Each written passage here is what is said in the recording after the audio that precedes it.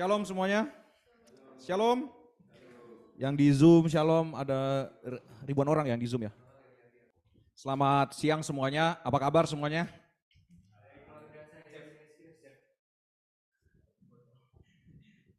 Ya. Oke, sebelum kita mulai, terima kasih Jepanya. Tepuk tangan dong buat yang tadi pelayanan dong di depan ya. Seru sekali ya, meskipun tadi di lirik sempat salah sedikit, tapi nggak apa-apa ya. Puji Tuhan. Namanya juga manusia. Oke, hari ini kita akan melanjutkan kembali tentang pembahasan doa Bapa kami. Tetapi sebelum itu, aku mau mengucapkan terima kasih yang sebesar-besarnya untuk kita semua. Karena dukungan doa dan juga support moral dan semuanya ya. Jadi minggu lalu ibadah di ZIL berjalan dengan baik juga. Thank you so much buat semuanya. Juga di reveal ibadahnya minggu lalu juga berjalan dengan baik. Thank you juga buat Kak Putra ya yang sudah menyampaikan, jangan dulu dibuka ya, belum ada yang suruh buka. Sudah menyampaikan firman Tuhan. Tempat ini kita masih akan terus belajar mengenai berdoa. Berdoa itu sangat penting di dalam kehidupan kita. Sekali lagi, berdoa adalah sangat penting di dalam kehidupan orang percaya. Jadi seperti bernafas, waktu itu aku sempat share juga, kayaknya sempat bagian di sini. Kita waktu berdoa, kita berpengharapan kepada Tuhan. Maka manusia yang tidak berdoa adalah manusia yang tidak punya pengharapan di dalam hidupnya. Sekali lagi, waktu kita berdoa, kita ini sebenarnya sedang menaruh dan sedang memberikan diri berpengharapan kepada yang teguh. Maka waktu engkau tidak mau berdoa, waktu manusia tidak berdoa, hidupnya adalah hidup yang tidak punya harapan lagi, ya. Karena yang jadi satu-satunya harapan saja sudah tidak dipedulikan. Maka harapan apa lagi yang dia miliki di dalam hidupnya? Maka orang yang tidak mau berdoa, sekali lagi, adalah orang yang ibarat kata tuh kalau ruang operasi itu udah kritis, ya. Maka jangan main-main di dalam kehidupan berdoa. Manusia yang berdoa adalah manusia yang berharap. Dan kalau dia masih punya harapan, dia masih hidup. Selama manusia masih hidup, dia masih punya pengharapan. Manusia yang sudah mati tidak punya harapan apa-apa lagi. Maka kalau kita tidak berdoa, jangan harap engkau punya pengharapan, ya. Jangan berpikir kau punya pengharapan. Karena satu-satunya tempat pengharapanmu saja kau tidak tanggapi dengan serius. Maka kita perlu serius di dalam berdoa.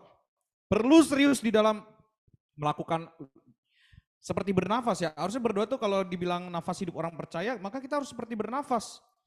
Berdoa itu seharusnya bukan sesuatu yang disuruh lagi. Dan bukan sesuatu yang jadi berat buat orang Kristen. Di sini ada yang bernafas berat. Yang bernafas berat itu kalau orang lagi sakit, bukan? Nah, kalau berdoa aja berat, sakit gak tuh berarti? Tuh orang. Sekali lagi, kalau nafasmu berat, misalnya lagi mampet hidung, itu berarti kau lagi sakit kan? Kalau kau berdoa berat, kerohanianmu sakit gak kira-kira? Pasti sakit itu. Jadi jangan main-main dengan kemalasan berdoa. Itu bukan penyakit yang mudah untuk ditangani. Jadi harus kita teguh di dalam berdoa, teguh di dalam melakukan disiplin rohani. Maka kita akan belajar lagi, kita akan mengingat lagi doa Bapa kami. Hari ini kita akan masuk ke dalam seperti yang di flyer ya. Thy kingdom come, ya, datanglah kerajaanmu. Tapi sebelum masuk ke dalam datanglah kerajaanmu, kita akan melihat dulu beberapa hal ini, sekalian kita review apa yang sudah kita pelajari sedikit di dalam doa Bapa kami. Ya gue mundurin dikit ya, gue gak kelihatan soalnya. Oke. Gak apa-apa. Terima kasih Hani. Oke, ini ku ambil dari bukunya Sinclair B. Ferguson, judulnya Khotbah di Bukit. Jadi Sinclair B. Ferguson membagi doa Bapa kami ini menjadi 5 poin. Sebenarnya ini bukan poin yang pasti. Maksudnya pasti itu adalah ini adalah pattern khusus, harus seperti ini di dalam bagi doa Bapa kami. Sebenarnya terserah. Cuman kita harus ngerti kebiasaan belajar terutama orang Indonesia. Orang Indonesia kalau belajar nggak ada poinnya, susah untuk dipelajari. Ini sebenarnya gue mau belajar apa? Makanya untuk pengkhotbah dan juga untuk seorang presenter gitu ya di depan, kalau kita tidak punya poin, orang bingung mau ngomong apa, mau belajar apa, dengerin apa. Makanya dengan adanya poin seperti ini bukan untuk jadi pattern khusus untuk kita semua, tetapi ini untuk mempermudah sebenarnya isi doa Bapa kami itu apa. Jadi kan orang kadang-kadang suka nanya ya, kalau doa tuh apa yang harus didoakan? Nah kira-kira gini nih kalau disimpulin oleh Sinclair B. Ferguson. Ini boleh diambil. Ada 5 hal. Pertama, penyembahan kepada Bapa. Yang kedua, loh kurang satu. Ya yang satu kehilangan ya. Buru-buru aku catat kurang satu. Penyembahan kepada Bapa. Yang kedua, kerajaan milik Bapa, berkat jasmani dari Bapa, perlindungan oleh Bapa. Nah satu lagi, minggu depan ya saya lengkapin, sorry banget. ada kesalahan bukan pada layar kaca Anda, pada yang ngetik. Oke, sorry ya. Jadi doa Bapa kami menjadi 5 bagian ini, nanti yang satunya akan di-share ya minggu depan. Nah kemudian bagian pertama dari doa Bapa kami sebenarnya kemarin sudah dibahas juga. Doa Bapa kami itu sebenarnya judulnya bukan doa Bapa kami, doa yang Yesus ajarkan ya. Tapi karena seperti kebiasaan orang Indonesia mengambil sesuatu dari huruf depannya. Seperti misalnya lagu apa? Hatiku Percaya. Kita nyanyikan lagu Tuhanlah Kekuatan dan Mazmurku. Padahal judul lagunya Hatiku Percaya. Ya, jadi itu seperti itu ya kira-kira doa Bapa kami ya. Diambilnya bukan judulnya itu The Lord's Prayer. Doa yang diajarkan oleh Tuhan. Nah, secara garis besar kata Bapa kami yang ada di surga itu terdiri dari 3 elemen. Pertama Bapa, itu bicara tentang intimacy, kita udah bahas. Kedua kami, persekutuan. Dan yang ketiga adalah sorga, itu bicara tentang penyembahan. Jadi doa Bapa kami yang di surga bicara tentang intimacy, persekutuan, dan juga bicara tentang penyembahan. Nah, kita akan melihat statement dari J.I. Packer, next. Masih berhubungan dengan bagian pertama, Bapa kami ya. J.I. Packer tulis gini, jika saudara ingin menilai pemahaman seseorang tentang kekristenan, tinjaulah pemikirannya mengenai anak Allah maupun hal memperlakukan Allah sebagai Bapanya. Jadi ini yang ditinjau dari bagaimana dia berpikir tentang anak Allah dan bagaimana ia memperlakukan Allah sebagai Bapanya. Jika ternyata bukan pemahaman ini yang mendorong serta mengendalikan penyembahannya, kehidupan doanya maupun seluruh pandangan hidupnya, berarti ia sama sekali belum memahami kekristenan tentang Bapa dan tentang anak. Maka aku akan memberikan contoh untuk kita semua. Yesus anak Allah, betul ya? Tahu ya semuanya ya? Pertanyaannya, Yesus pernah nggak berdoa buat kehidupannya? Pernah nggak? Pernah. Di dalam doa Bapa kami ini aja. Berikanlah kami pada hari ini makanan kami yang. Jadi dia pernah nggak berdoa buat makanan? Pernah, tapi berapa baris dari seluruh doa itu? Sedangkan coba perhatikan kata Bapa kami yang di surga. Habis itu apa? Dikuduskanlah namamu, kemarin kita udah belajar ya. Terus apa lagi? Datanglah, jadilah kehendakmu. 3 baris yang membahas tentang kemuliaan Tuhan. 1 baris doang yang ngebahas tentang berkat jasmani. Nah, dan itu kata-katanya apa? Berikanlah kami, bukan aku. Apa? Kami, bukan aku ya. Berikanlah kami, apa? Pada kapan? Besok. Bahkan dia nggak mikirin tentang makanan besok. Kapan? Hari ini. Sebanyaknya? Secukupnya. Coba ya, berikanlah kami pada hari ini. Kalian tahu itu kan di Matius 6 ya. Di Matius 6 itu hal berdoa. Bagian terakhir dari Matius 6 itu bahas apa? Kalian tahu ayat 25 sampai 34. Kekhawatiran. Kenapa orang khawatir? Yang dipikirin makan besok. Besok mau makan apa? Yesus doanya hari ini. Dia minta berlebihan? Secukupnya. Warteg cukup gak? Kalau kau makan kintan, itu udah berlebihan atau cukup? Berlebihan ya? Warteg cukup gak? Seharga warteg udah cukup dong, udah bisa makan dengan kenyang. Kalau makan kintan udah berlebihan belum? Enggak, ini gue gak ngomongin tentang yang mana itu sekarang berarti, tapi kita lihat dari segi harga dulu. Berarti udah berlebihan kan? Karena dengan makan kintan kau sudah makan warteg 10 kali, betul? Betul ya? Makanan 10 hari kau makan dalam sekali makan.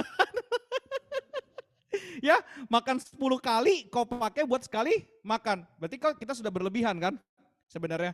Terus kau masih mengeluh tentang hari depan. Ngerti gak? Engkau makan 10 kali, kau makan dalam sekali makan. Terus kau ngeluh hari depan. Tuhan, aku takut gini. Sebenarnya yang bodoh itu siapa? Ini kalau hitung-hitungan matematikanya ya. Hitung-hitungan matematika. Jadi yang bodoh siapa? Yang bikin khawatir diri sendiri siapa? Tuhan. Tuhan ya? Enggak ya, kita ya. Kalau kayak gitu ya caranya ya. Hitung aja dulu, kau makan apa hari ini? Kau cukup nggak makan warteg? Makan warteg aja masih nasi setengah kok. Siapa di sini nasinya full kecuali Jevanya? Nggak ada, pasti semua nasi setengah. Oh, ya, Kevin W masih dalam masa pertumbuhan. Gua aja yang gede begini nasi seperempat. 2, jadi setengah. Nah, itu warteg. Nah, coba makanya kita harus ngerti, Yesus aja dia tidak minta sesuatu yang berlebihan, yang cukup untuk kapan? Hari ini. Pernah nggak Yesus berdoa untuk hari depan? Apa yang pernah? Yesus berdoa pernah untuk hari depan. Apa yang dia doakan untuk hari depan? Yohanes 17, coba buka Yohanes 17. Doa Yesus untuk murid-muridnya. Ini doa Yesus untuk hari depan waktu dia sudah tidak ada lagi di bumi. Dia berdoa untuk apa? Untuk hari depan itu dia berdoa untuk murid-muridnya. Untuk penginjilan, bahkan nggak cuma murid-muridnya di sini. Orang yang akan percaya kepada pemberitaan murid-muridnya pun didoakan oleh dia. Jadi murid-murid dan orang yang akan percaya kepada pemberitaan mereka. Penginjilan. Makanya orang Kristen seharusnya berdoa keras tentang makanan atau tentang penginjilan. Makanya kalau kau berdoa keras tentang makanan, bacalah itu kan bacalah Matius 6 ayat 8. Bapamu sudah tahu apa yang kau perlukan sebelum kau memintanya. Nah, Bapamu sudah tahu. Nah, pertanyaannya, engkau masih khawatir? Jangan-jangan kau nggak tahu konsep Bapa dan anak, makanya kau khawatir dalam hidupmu. Jangan-jangan kau tidak peduli dengan konsep Bapa dan anak, dan engkau merongrong Yesus. Kau merongrong Yesus karena kau pikir dia bukan, kau pikir Allah itu bukan Bapa, kau pikir Allah itu adalah seperti budakmu yang harus mengerjakan segala sesuatunya untukmu. Ini yang harus kita renungkan ya. Bagaimana kita menjadikan Bapa itu menjadikan Bapa itu menjadi bapaknya kita. Ini adalah susah bagi kita memang, karena kita hidup karena kita belum bertemu dengan Allah ya. Makanya di sini kita perlu iman. Kita harus percaya kepada Dia. Amin. Nah, ini bagian yang harus kita pikirkan sama-sama, terus kita renungkan. Maka dengan demikian kita harus tahu bagian apa yang harus kita doakan lebih keras. Janganlah melulu bicara tentang, terus nanti ada pertanyaan kayak gini, Kak, atau Bang, atau apalah. Kalau gitu kita nggak boleh dong berdoa buat makanan. Nggak boleh dong buat pekerjaan, buat kesehatan gitu-gitu. Ya biasa ada pertanyaan seperti itu ya. Gue cuma bisa bilang, kalau ada orang yang bertanya seperti itu, boleh gak sih kita berdoa buat makanan? Boleh gak sih kita berdoa buat ini segala macam? Aku cuma bisa bilang, bacalah Alkitabmu. Kenapa? Gue cuma kasih 2 pendapat. Pertama, orang yang bertanya maunya disuapin terus. Males, disuapin terus. Tapi belajar gak mau. Bisakah? Dan kayak gini, orang yang nanya, yang kedua ya, orang yang nanya boleh apa enggak, itu anak kecil. Betul gak? Mah, boleh enggak ini? Mah, ini boleh enggak? Kalau pertanyaan kekristenan kita masih boleh gak boleh, imanmu kerdil. Ya, masih, Kak, ini boleh enggak? Kak, kita harus kasih perpuluhan enggak sih? Kita harus ini. Astaga. Kapan mau bertumbuh? Makanya caranya bertumbuh baca. Apa lagunya gimana? Kitab suci, doa tiap hari, kalau mau. Nah makanya kenapa nggak mau bertumbuh? Karena malas. baca kitab. Malas juga doa, malas juga doa. Gimana mau tumbuh ya? Sekali lagi, kenapa kalau ada orang bertanya seperti itu, suruh dia baca Alkitab. Itu pertama. Yang kedua, berarti kita tahu imannya kerdil, masih anak-anak. Karena cuman anak-anak yang disuruh, yang ditanya, yang boleh, yang bisa nanya, boleh gak, boleh gak, boleh gak. Orang dewasa sudah berpikir, berguna apa enggak ya? Ya enggak? Udah bisa mikir belum? Udah bisa, ini kayaknya enggak deh, kayaknya enggak gini deh, kayaknya enggak gini deh. Nah, itu orang dewasa. Gitu ya. Tapi kalau emang masih belum tahu jawabannya, ya sudah tanyalah sama yang lebih dewasa ya. Jangan sampai kalian tersesat karena anak kecil belum bisa disuruh bergumul. Maka kalau imanmu masih kecil, janganlah bergumul sendirian. Janganlah, mintalah orang yang lebih dewasa rohani untuk menuntun kau. Oke? Bapa kami yang di surga, dikuduskanlah namamu. Bagian kedua, setelah Bapa kami yang ada di surga, dikuduskanlah namamu. Kemarin kita udah bicara tentang kudus ya. Kudus itu bukan tentang moral pertama-tama yang kita tahu ya. Jadi kudus itu bicara tentang keagungan, bicara tentang jabatan seseorang, segala macam. Nah, kita akan membicarakan tentang kata namamu. Dikuduskanlah namamu. Kenapa ini harus kusinggung sedikit tentang kata namamu? Karena gini, ada nggak yang berpikir siapa nama Allah itu? Siapa nama Bapa itu? Kan tiba-tiba Bapak kami, ini yang doa Yesus ya, ingat yang doa Yesus, bukan Petrus, bukan Paulus. Yesus doa, Bapa kami yang di surga, dikuduskanlah. Lah siapa namanya Bapak? Nah, bukan gitu cara menafsirkan Alkitab ya. Jadi jangan siapa? Ini kita sedang tidak membicarakan tentang nama Bapak. Di dalam bagian ini sedang tidak membicarakan nama Bapak, tapi apa yang perlu kita pelajari dari bagian ini? Pertama-tama perhatikan, itu kan kata-kata doa, betul ya? Kata-kata komunikasi, betul? Di dalam komunikasi kita perlu mengungkapkan sesuatu dengan perumpamaan atau majas gak? Nah, makanya Yesus sedang ingin menunjukkan, wah kalau kau berdoa jangan kaku-kaku amat bahasanya. Ya, kan dikuduskanlah namamu, ya artinya Allah yang dikuduskan, pribadinya Allah itu yang dikuduskan. Ngerti ya? Yang dikuduskan adalah Allah itu sendiri, tapi Yesus menganalogikan dengan kata namamu. Makanya kita harus ngerti, ini sedang menunjukkan waktu kita berdoa, come on, gak usah terlalu kaku bahasanya mesti gimana. Tapi pakailah bahasa-bahasa yang dinamis juga. Seperti misalnya kalau kalian ngobrol sama gue, Kak Cere kok makin gendut, gak ada kan yang ngomong sekarang makin gendut kan. Ada Kak Cere makin bahagia ya sekarang, gue tahu maksud lo. Ya, jadi kita harus ngerti, itu kan kalimat-kalimat perumpamaan kan, majas seperti itu ya. Jadi kalau baca Alkitab atau kalau kita lagi berdoa, nggak usah kaku-kaku banget bahasanya.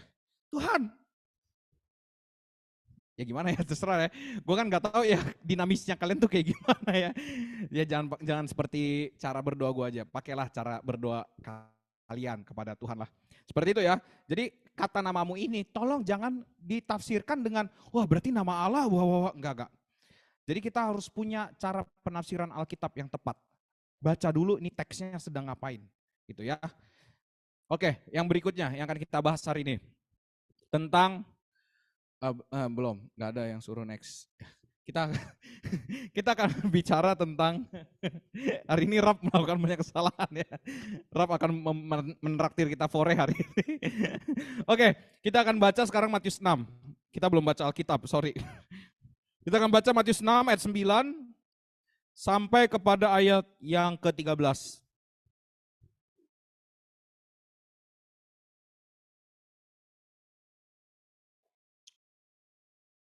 Sudah dapat semua?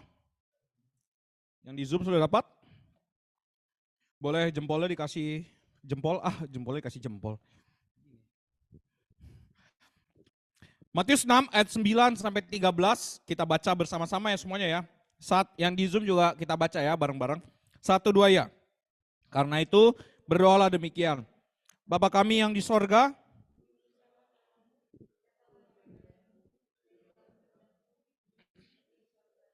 berikanlah kami pada hari ini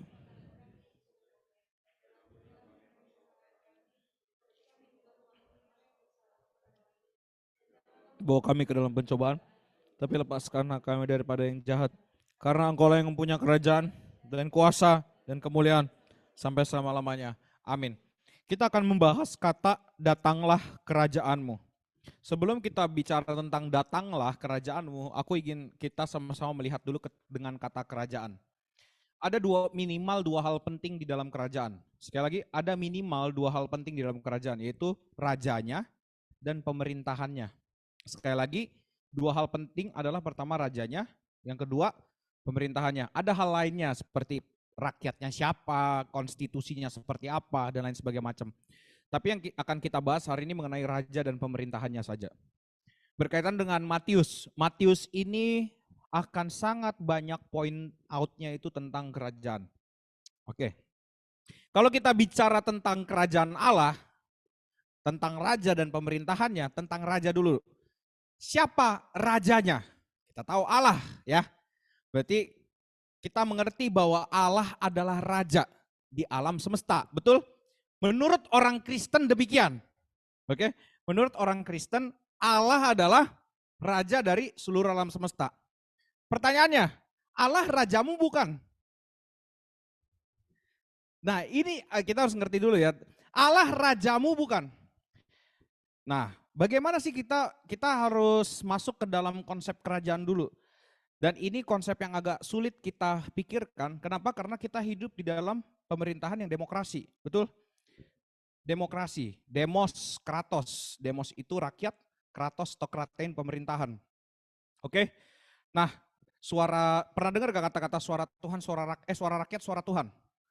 Itu adalah demokrasi. Suara rakyat adalah suara Tuhan. Nah, ini kan di zaman sekarang seperti itu ya di Indonesia.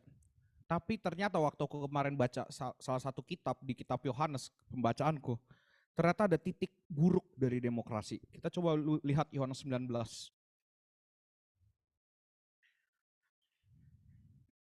Dan nanti coba engkau refleksikan dengan politik negara ini. Yohanes 19.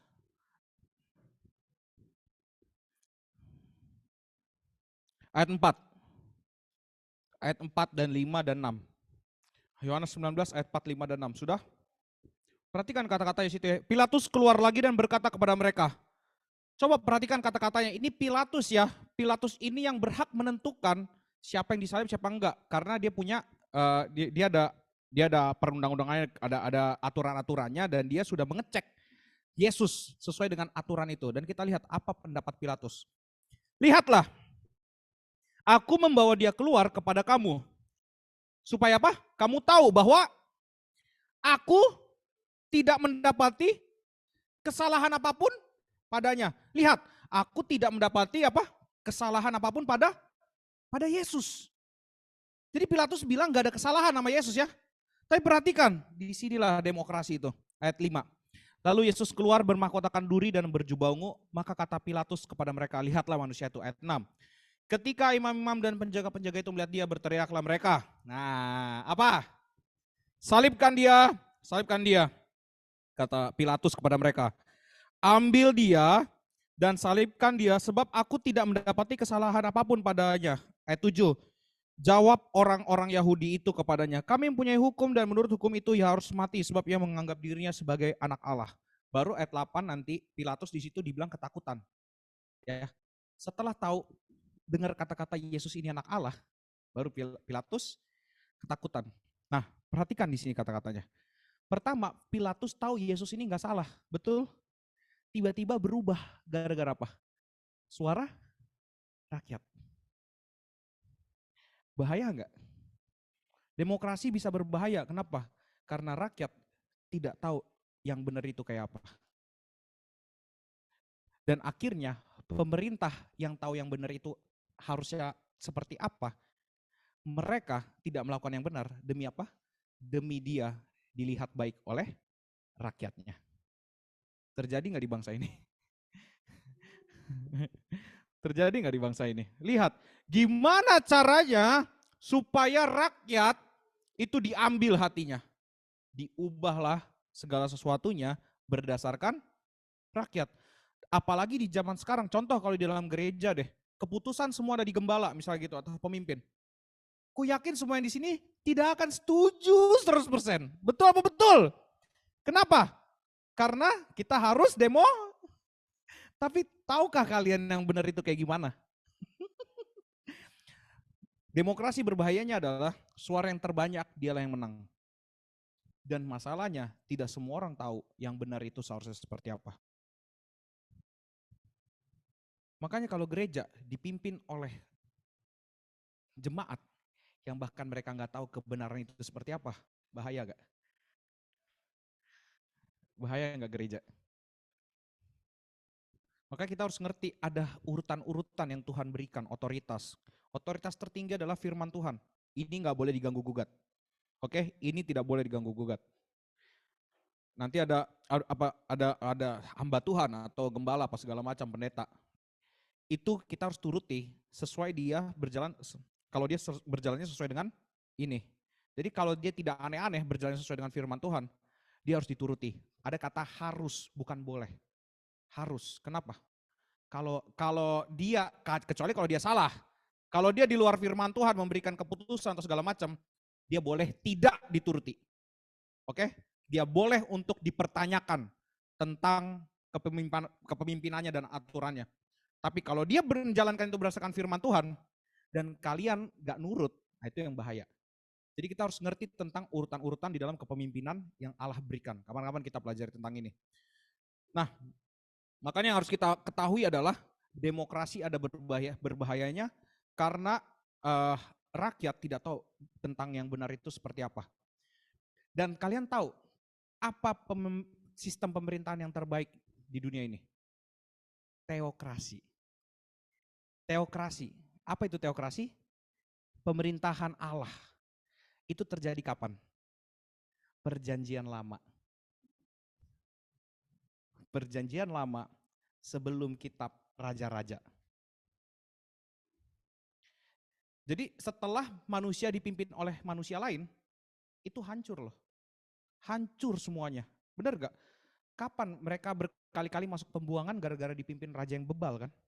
Raja yang kurang ajar. Coba sampai sekarang. Karena kita dipimpin tidak mau dipimpin oleh Allah langsung. Manusia itu tidak mau dipimpin oleh Allah langsung. Makanya kita hidupnya berantakan. Contoh ya, aku akan memberikan contoh. Emang kita gak mau ya dipimpin oleh Allah langsung? Oke, aku memberikan contoh. Ada yang mau dipimpin dengan cara perjanjian lama? Tidak. Pertanyaan kedua, engkau tahu gak waktu kau nanti ketemu Allah, engkau akan ketemu Allah yang memberi aturan di perjanjian lama. Sadar gak? Allah yang di perjanjian lama itu adalah Allah yang akan kita tuju pada akhirnya. Benar gak? Allah itu kekal. Jangan kau pikir dia bisa berprogres. Tidak.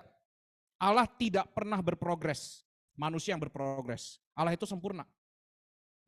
Jadi pemerintahan Allah di dalam PL itu akan terjadi di dalam akhir zaman nanti. Siapa yang gak suka dengan Allah yang di dalam PL? Banyak? Jangan-jangan engkau menolak Allah karena kau menolak Allah yang di dalam PL itu. Nah, udah mulai, hah? Kok begini? Hei, engkau tahu kenapa Yesus mati? Ganjaran di dalam PL kalau manusia berdosa apa? Mati. Semua ditanggung Yesus. Jangan kau pikir Yesus itu datang ke dunia, hahaha mati. Enggak gitu. Dia menanggung yang harus kau tanggung di dalam PL. Makanya yang di dalam PL itu, yang semua kutuk apa segala macam yang terjadi di dalam yang harusnya terjadi di dalam hidup manusia itu sudah tidak terjadi lagi karena semua sudah ditanggung oleh Yesus. Tapi pertanyaannya, yang tidak percaya Yesus akan menanggungnya enggak? Mereka akan menanggung sendiri. Kita sudah ditanggung di dalam Yesus. Yang tidak percaya Yesus harus menanggung hukumannya sendiri. Yang Yesus alamin berat enggak? Dia akan mengalami. Jangan kau pikir Allah itu berbeda di dalam PL dan PB. Jangan kau pikir, wah berarti kalau di dalam Yesus, ini ya kadang-kadang ya konsep manusia, kalau kita percaya Yesus, iya. Tapi kau jangan lupa bahwa yang akan memerintah itu adalah Allah yang sama di dalam perjanjian lama. Allah itu kekal. Nah, di sini konsep ketritunggalan kita mulai ngaco kan, ternyata kan. Oh iya ya, oh iya ya. Ini, makanya kalau kita berdoa, datanglah kerajaanmu, artinya apa? Apa yang terjadi di dalam PL, itu kita inginkan terjadi di dalam hidup kita. Sampai hari ini, bahkan sampai ke depan. Permasalahannya gini, Allah di dalam PL, kau lihat jahat gak? Sebenarnya yang jahat itu Allahnya atau manusianya? Tapi yang kenapa kita lihat jahat itu Allah. Karena dosa.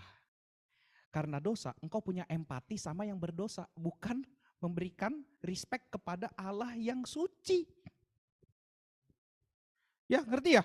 Karena dosa, engkau punya respect sama yang berdosa juga, tapi kau tidak punya respect kepada Allah yang kudus. Oke, kau menginginkan apa? Engkau menginginkan terpisah dari Dia. Ini Allah yang berbeda, ini bukan Allahku.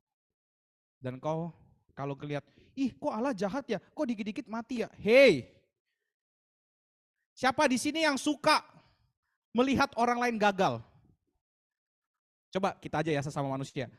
Kita udah ngasih tahu, misalnya, Jeb, Jeb terus ya.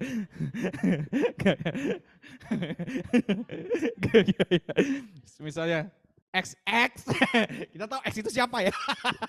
Kayak misalnya semuanya ya bilang gini, misalnya ya, teman-teman, setiap hari Minggu kita datang jam 1 ya. Iya Kak, iya. Datang jam 2. Nah, kira-kira kesel gak? Kesel dong. Siapa siapa yang suka melihat kesalahan? Gue mau tanya dengan serius sama kalian semua. Siapa yang suka dengan kesalahan? Enggak ada kan? Enggak ada. Emang Allah suka dengan kesalahan juga? Enggak ada. Makanya kita harus tahu kenapa Allah seakan-akan begitu beringas di dalam PL. Karena Allah tidak menyukai kesalahan. Dan jangan kira kau suka dengan kesalahan. Enggak kan? Kau pengen semuanya tuh sesuai dengan kehendakmu, betul gak? Iya dong, iya kan? Terus kau pikir Allah gak kayak gitu? Kau berpikir Allah itu beda dengan wah, dia kasih. Enggak, Allah juga gak suka dengan kesalahan. Makanya yang kena hukuman siapa? Yesus. Gila gak tuh? Yesus mati gara-gara lu gagal. Yesus mati gara-gara kita gagal. Dia gak suka dengan kesalahan kita. Tapi yang mati Yesus. Kenapa? Karena kita kalau nanggung itu udah pasti kita mati deh. Ini cuma karena belas kasihan Allah saja. Maka Allah rela mati demi kita. Ingat ini ya. Karena belas kasihan Allah saja, maka kesalahan kita diampuni dengan kematiannya. Tidak gratis kematian itu. Harus ada darah yang tercurah. Susah ngomongnya. Ya, kita harus memahami ini benar-benar. Nah, makanya sekali lagi, datanglah kerajaanmu. Rajanya siapa? Allah. Sekarang pertanyaannya, waktu sudah diberitakan ini, kau udah yakin belum Allah itu raja di dalam hidupmu? Sudah yakin belum? Allah yang kalau kita ngomong Allah yang di Alkitab, artinya kita menerima konsep PL dan PB, betul kan? Engkau menginginkan enggak kita kembali seperti yang ada di dalam PL?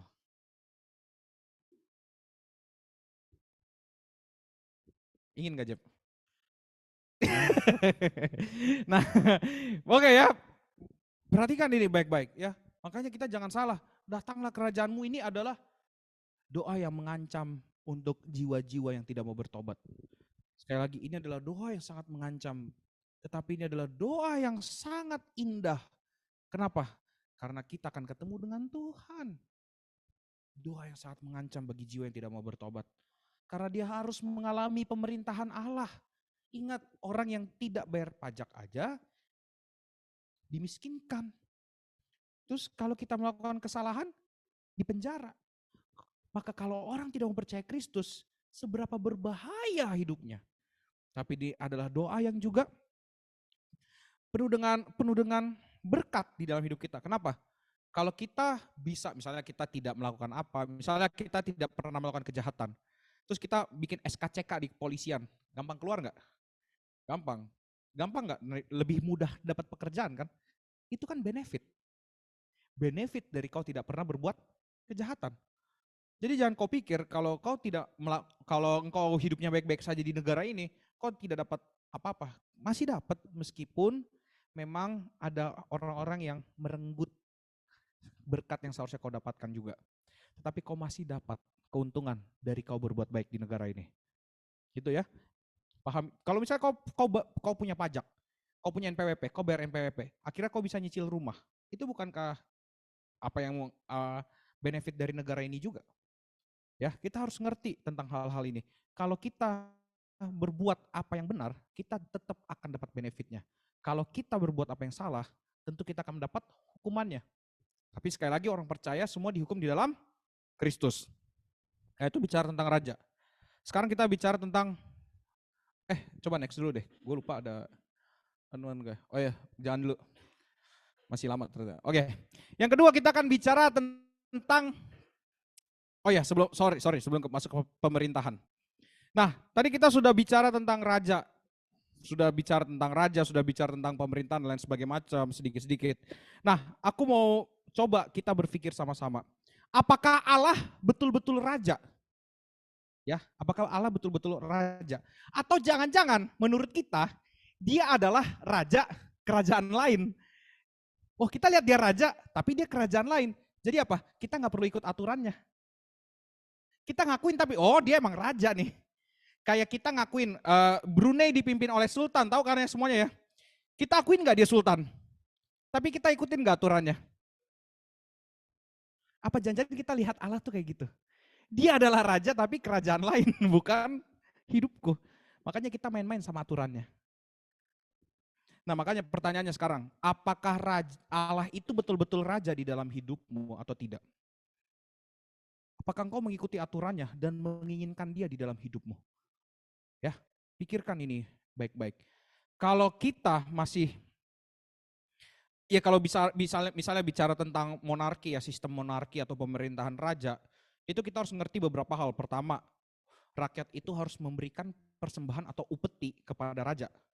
Nah, nanti kalau kalian mau baca sejarah kerajaan juga bolehlah, supaya lebih ngerti tentang konsep kerajaan. Yang kedua, raja itu punya Allah dan rakyat harus tunduk sama Allahnya raja itu. Nah makanya kalau kita bilang Allah itu adalah raja kita dan Allah itu yang harus disembah, maka kita harusnya menyembah kepada Allah dan kita harus memberikan persembahan kepada. Nah pertanyaannya, di dalam hidup kita seperti ini enggak? Kita menyembah Allah dan memberikan seluruh hidup kita kepada dia atau tidak? Itu adalah ciri sederhana dari bagaimana kita melihat kita ini betul-betul menyembah dia sebagai raja atau tidak di dalam hidup kita. Jadi perhatikan, adakah seluruh hidup kita itu berpikir tentang Allah, atau berpikir tentang diri kita sendiri? Nah, sekarang kita akan bicara tentang pemerintahannya. Pemerintahannya, berarti kita harus bicara tentang konstitusinya, harus bicara tentang kebenarannya. Dari mana kita melihat pemerintahan Allah itu terjadi dan bisa dilakukan? Dari firman Tuhan. Ini adalah apa yang Allah inginkan. Oke? Ini adalah apa yang Allah inginkan. Maka kalau kita bilang kita adalah rakyatnya Allah, lakukan ini. Sekali lagi, kalau kita bilang kita adalah rakyatnya Allah, kita harus lakukan firman Allah. Kita jangan lakukan yang lain. Karena kita adalah rakyatnya. Nah pertanyaannya, kerajaan Allah itu sudah datang belum ke dunia ini? Sudah datang? Sudah apa belum? Semuanya kayak kurang yakin nih. Apa belum nih? Kata Jepangnya belum nih. Udah ya? Melalui siapa? Melalui Kristus. Pemerintahnya sekarang sudah ada belum di dunia ini? Melalui apa? Gerejanya, betul. Gereja adalah gambaran dari pemerintahan Allah. Maka orang yang dia bilang adalah rakyat dari Allah, ya, rakyat penduduknya Allah atau orang-orang kerajaan Allah, harus bersekutu di dalam gereja. Makanya sekarang pertanyaannya gini, kita tahu aturan Allah atau konstitusi Allah dari mana? Dari firman Tuhan. Maka sekarang penting nggak untuk belajar firman Tuhan yang benar? Sekarang penting nggak belajar firman Tuhan yang benar? Penting ya. Makanya kita puji Tuhan, belajar dengan pengajaran yang tepat. Sekali lagi, kita belajar dengan pengajaran yang tepat. Kita tidak menganut paham relativis, ya. Yang lu dari mana lo tahu kalau ini benar apa enggak? Kalau lu menganut sesuatu yang abu-abu, ingat, itu kayak berdiri di atas air. Akhirnya apa? Jatuh. Jadi kalau kita percaya dengan sesuatu, lo harus tahu itu adalah yang paling benar. Jadi mau orang lain bilang itu salah, makanya tapi kita harus punya argumen kenapa kita juga benar. Jangan juga kita tidak punya argumen. Hah? Kenapa lo benar? Gua benar. Itu salah. Kita bisa buktikan kalau apa yang kita percaya adalah benar. Karena kalau kita tidak bisa buktikan, itu namanya kebenaran yang palsu. Oke ya? Sampai sini. Nah, jadi kita harus ngerti. Waktu kita bicara pemerintahan Allah, kita melakukan firman, ya, kita melakukan firman-Nya. Berarti kita adalah rakyatnya Allah. Dan yang melihat itu adalah orang lain. Yang melihat kita melakukan firman, itu orang lain. Maka orang lain, Pak Stephen Tong ngomong gini di dalam khotbahnya. Yang di luar Kristen, itu tidak mungkin melihat Allah. Yang bisa melihat Allah hanyalah orang Kristen. Yang dilihat orang yang tidak Kristen apa?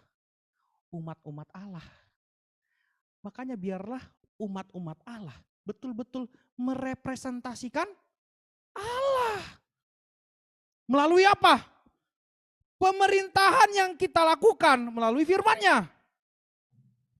Matius 5:16, apa isinya? Demikianlah hendaknya terangmu bercahaya di depan semua orang supaya mereka melihat perbuatanmu yang baik dan memuliakan Bapamu yang surga. Pemerintahan Allah itu orang akan melihat kita ini anak-anak Allah jika kita melakukannya, dan dia melihat Allah melalui kita. Maka kita harus tahu waktu kita berdoa, datanglah kerajaanmu. Kita artinya sedang melakukan pemerintahan Allah. Nah, makanya baca Alkitab setiap hari itu bukti bahwa kita itu adalah orang-orang di dalam pemerintahan Allah. Paham ya semuanya ya? Baca Alkitab setiap hari, berdoa setiap hari. Kalau berdoa jarang-jarang, baca Alkitab jarang-jarang, itu pemerintahan siapa? Ya, baca setiap hari Alkitabnya. Sekali lagi, ini saya sedang tidak menuduh ya, yang aduh, aku gak baca Alkitab setiap hari. Itu sudah berlalu. Bagaimana kalau kita melihat masa depan saja?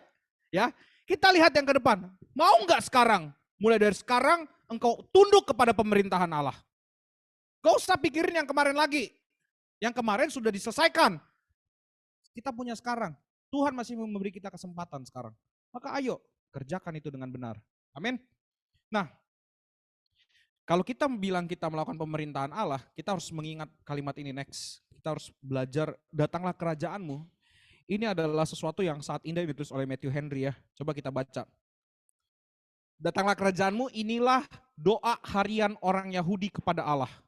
Biarlah dia membuat kerajaannya memerintah. Biarlah karya perebusannya berjalan dengan baik. Dan biarlah Mesias datang serta. Nah, jadi ini arti dari datanglah kerajaanmu.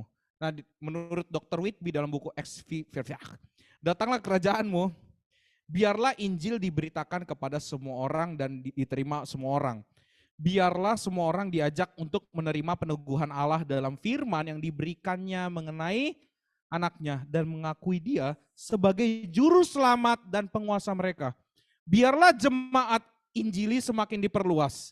Kerajaan dunia diubahkan menjadi kerajaan Kristus dan semua orang menjadi warganya serta menghidupi tabiat yang Injili. Jadi ini artinya ya, dari datanglah kerajaanmu. Nah, pemerintahan Allah, kita harus ngerti apa yang Allah perintahkan terakhir di dalam seluruh di dalam hidup kita. Matius 28 ayat 19-20. Apa itu? Pergilah, baptis, ajar, jadikan semua bangsa murid. Itu perintah kan? Itu yang harus kita lakukan. Datanglah kerajaanmu, artinya apa? Kita tidak hanya berdoa, tapi kita juga mengerjakan supaya kerajaannya cepat datang. Apa itu caranya? Memberitakan Injil. Makanya orang Kristen yang tidak menginjil adalah orang yang tidak ingin Allah datang. Orang yang pengen Allah datang, dia pasti menginjil. Nah, pertanyaannya buat kita semua. Waktu Allah datang, kita dengar kata-kata Allah mau datang. Kita takut apa senang? Pertanyaannya kenapa takut? Aku masih seperti yang dulu. Aku masih. Dan gini loh, kenapa? Dan ini yang jadi manusia ya. Kalau ditanya, kalau Allah datang kita takut gak? Takut. Kenapa? Masih berdosa. Tahun depan tanya lagi, kalau Allah datang takut gak? Takut. Kenapa? Masih berdosa. Tahun depannya lagi tanya lagi, kalau Allah datang takut gak? Takut. Karena pernah gak ngelihat, lu pernah gak lihat orang yang jatuh ke dalam ketololan yang sama? Kebodohan yang sama? Pernah? Pernah. Kesel gak? Kok manusia gak bisa move on dari kebodohannya gitu? Ya, kenapa kita masih aja seperti yang dulu? Masih berpikir, masih berdosa, masih berdosa, masih berdosa. Masih berdosa. Harusnya gini loh, kalau kita sudah belajar tentang firman Allah, kalau kita sudah belajar tentang kebenaran, seharusnya kita tidak takut lagi tentang kedatangan Tuhan. Malah kita harusnya mengharapkan Tuhan cepat datang. Makanya doa Bapa kami ini kata-kata pertamanya apa? Ini kan masih di bagian pertama ya. Datanglah kerajaanmu. Artinya apa? Menginginkan Allah supaya cepat datang. Takut gak? Takut banget loh. Takut gak Allah cepat datang? Ya. Takut gak? Takut gak, Jeff? Kenapa takut? Berdosa. Gak ada jawaban lain. Nah, ini yang jadi, karena coba kita buka Matius 24. Coba perhatikan kalimat di dalam Matius 24 ini. Matius 24.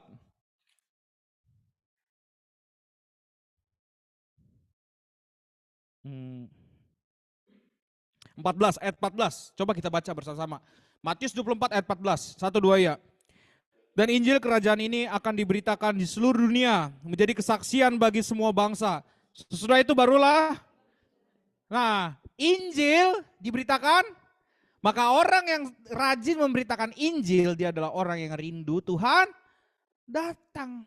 Sekali lagi, orang yang rajin memberitakan Injil adalah orang yang rindu Tuhan datang. Makanya orang Kristen itu gak cuma melulu pikirin hal-hal yang sekarang. Aduh, aku hidupnya masih begini, aku gak punya tabungan. Ya, harga Shell udah naik nih jadi 15.560. Perang ini segala macam, asli. Harus kita akuin ya, semakin ke depan itu ekonomi udah gak bisa ditebak. Ya, terus tapi gaya hidup kita juga udah gak bisa ditebak, my friend ya. Kita tuh pengen hidup mewah. Tapi keadaan bensin pun semakin mewah harganya. Terus kita coba sekarang aja motor harus uji emisi. Banyak aturan-aturan yang ingin membuat kita tuh semakin miskin sebenarnya. Semakin membuat kita tuh gak bisa apa-apa. Nah sekarang pertanyaannya, kau mau bergantung sama apa? Kita tuh udah gak bisa kalau berpikir bahwa kekuatanmu itu juga bisa menolongmu sampai sejauh apa. Coba gitu pikir. Kekuatanmu bisa menolong kau sampai sejauh apa? Pengetahuanmu tuh bisa membuat kau sampai kayak Jeff Bezos? Enggak kan? Keterampilanmu bisa membuat kau seperti apa? Enggak kan? Gak bisa jadi apa-apa juga kan? Makanya kita perlu Kristus. Kenapa? Cuman dia harapan kita. Kita tidak punya harapan dari dalam diri kita sendiri. Keadaan dunia semakin rusak. Makanya kita menginginkan orang Kristen tuh gak pengen lama-lama di dunia. Karena dunia ini begitu jahat, begitu menyiksa bagi kita. Bukannya menyiksa karena kita gak punya apa-apa, tapi menyiksa karena melihat orang banyak hidupnya salah tujuan. Bukan kepada Allah, malah kepada diri sendiri. Dan bagaimana caranya kita tahu ini orang mikirin diri sendiri? Lihat, waktu kesusahan hidup dia cari Tuhan, apa cari kenyamanan diri. Makanya pasti akan semakin susah dunia, percayalah. Dunia tidak akan semakin mudah, akan semakin susah. Pemerintahan dunia kau harapkan? Tidak ada yang namanya, kita ini diperintah oleh manusia, tidak sempurna kan? Mana mungkin yang tidak sempurna membuat kita jadi sempurna, jadi baik. Kau mau berharap sama apa sekarang? Cuma sama Kristus. Maka kita berharap, datanglah kerajaannya. Karena apa? Dia akan merestorasi kerajaannya di muka bumi ini. Dia akan memperbaiki semuanya. Dan kata-kata yang ada di dalam Kejadian pertama, ayat pasal 1, itulah kata-kata yang diharapkan akan muncul juga di akhir. Apa itu? Ia melihat segala sesuatunya amat sangat baik.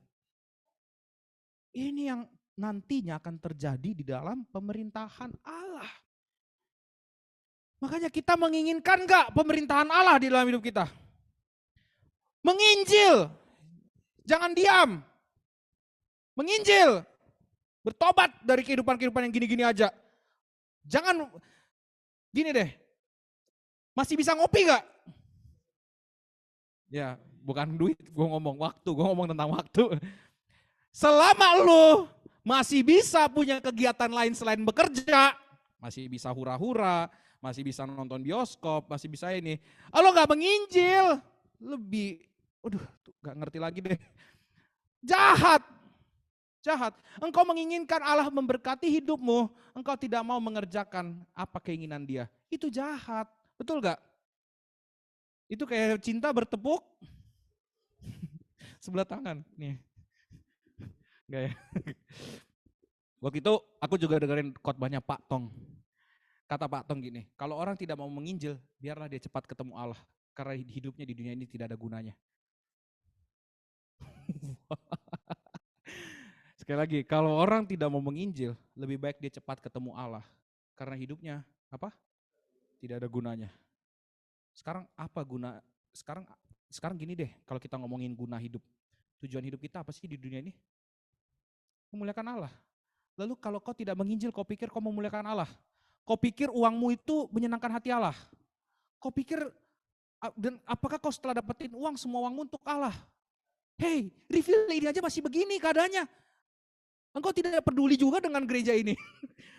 Terus kau bilang, uangku untuk Allah. Mana? TV-nya aja udah mau hancur.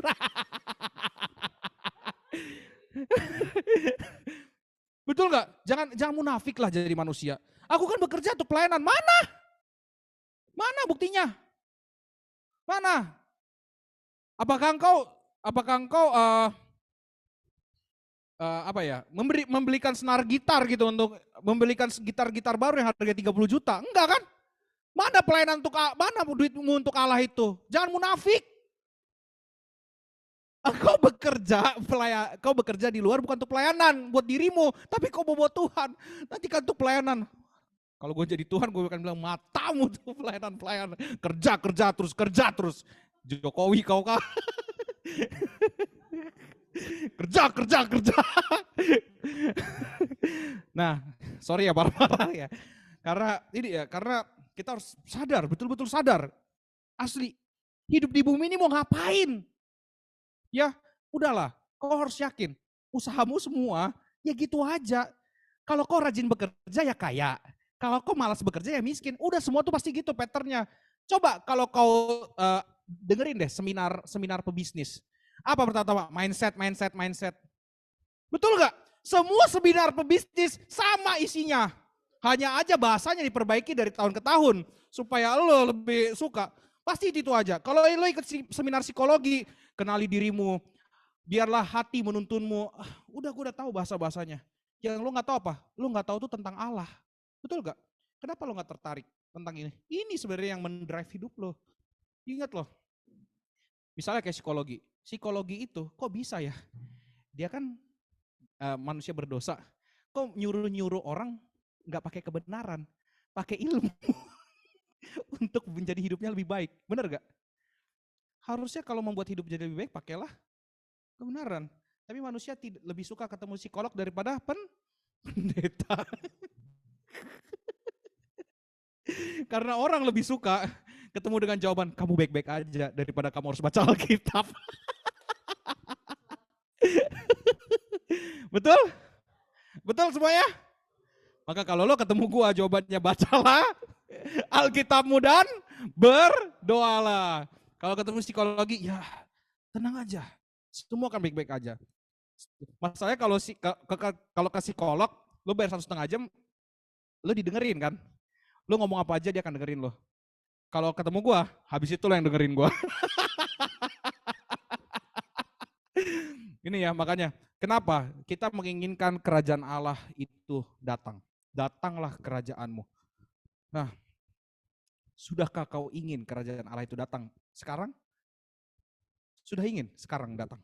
Maka kalau kau ingin kerajaan Allah itu datang, berdoalah setiap hari. Tuhan, ingat loh, kata-kata datanglah kerajaanmu itu jauh di atas kata-kata berilah kami pada hari ini makanan kami yang, maka ini yang harus didahulukan. Tuhan, datang kerajaanmu, biar aku mengerjakan penginjilan dengan serius. Biar aku bertobat sungguh-sungguh. Jadi kalau aku gak ngapa-ngapain, kalau aku melakukan sesuatu yang baik, orang lain melihat Kristus di dalam hidupku. Jauh di atas, berilah pada hari ini makanan kami yang secukupnya. Dan perhatikan caramu berdoa. Mana yang lebih sering kau doakan? Tentang kerjaan atau tentang Allah yang mau datang? Pasti kerjaan. Kau sudah doakan kerjaanmu? Sudah? Hasilnya sama aja ya? Puji Tuhan. Ya. Kita berdoa supaya semua di sini jadi sukses semua, jadi CEO di tempat kerja masing-masing. Amin. Udahlah, sama aja ya. Kau nggak gini ya. Kalau di dalam Alkitab tuh yang memberikan persembahan untuk Tuhan itu, yang menurut Tuhan yang terbaik itu pemungut cukai, terus janda yang miskin. Ya gitu ya, orang-orang miskin lebih mudah memberi untuk pelayanan daripada orang kaya. Kenapa? Orang miskin lebih bergantung sama Tuhan daripada orang kaya. Makanya kalau kekayaanmu akan membuatmu melawan Tuhan, lebih baik kau berdoa jangan kau kaya. Kalau pekerjaanmu membuat kau melawan Tuhan, lebih baik kau gak usah kerja deh. Jangan gitu juga ya. Allah ingin kau bekerja. Gak gitu juga. Allah, kau harus bekerja di tempat yang tepat. Supaya apa? Supaya dipermuliakan Tuhan. Ya, jangan bekerja itu duitnya. Hey, duit terus. Kayak nggak ada masalah lain di dalam hidup, duit terus. Ya tapi duit juga masalah sih ya.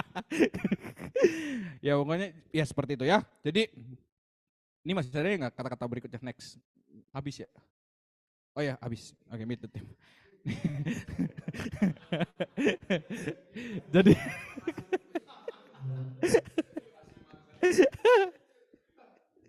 oke. Udah sampai situ aja ternyata. Bercanda terus makanya. Oke ya. Coba lihat ada yang komen nih, apa yang nggak komen? Oh amin, puji Tuhan, amin ya. Oke, maka sekali lagi di dalam doa Bapa kami kita belajar dan kita berharap agar Tuhan cepat datang. Maka biarlah, tapi jangan kita berdoa Tuhan cepat datang karena kita lagi stres. Tuhan cepatlah datang, aku stres. Ya lu berharap Tuhan cepat datang masuk neraka kau nanti. Bukan karena bertobat. Kau berharap Tuhan datang tuh harusnya karena kau bertobat dan menginginkan dia datang. Bukan karena kau stres. Ya. Gitu ya. Oke ya. Kita sudahi firman Tuhan pada siang hari ini. Dan minggu depan kita akan lanjut.